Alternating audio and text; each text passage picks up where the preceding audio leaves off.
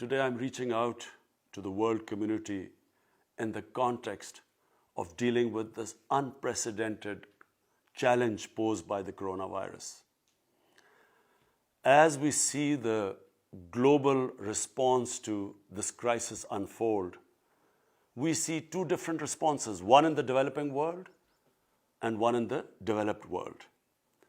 While in the developed world, the main dilemma is containing the coronavirus through lockdowns and then dealing with the economic impact. In the developing world, apart from containing the virus and dealing with the economic crisis, our biggest worry now is people dying of hunger.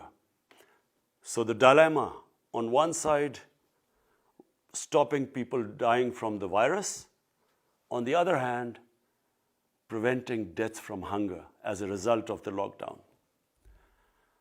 And the other problem we face in the developing world, there's a huge discrepancy in the resources available to us in the developing world and the resources available to the developed world.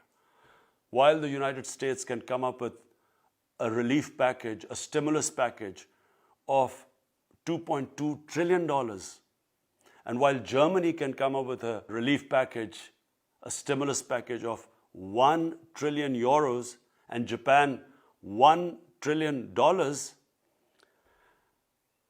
give an example of Pakistan, with a population of 220 million people, so far the maximum stimulus we could afford is $8 billion. And this is the issue with most of the developing world, especially developing world that is suffering with very high debt to GDP ratio. So these highly indebted countries, the problem they face now is a lack of fiscal space.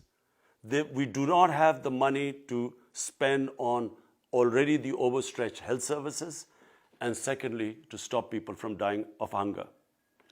Therefore, I will be appealing to the world leaders, to the heads of financial institutions, to the Secretary General of United Nations, to launch an initiative that will give debt relief to developing countries to combat the coronavirus. Thank you.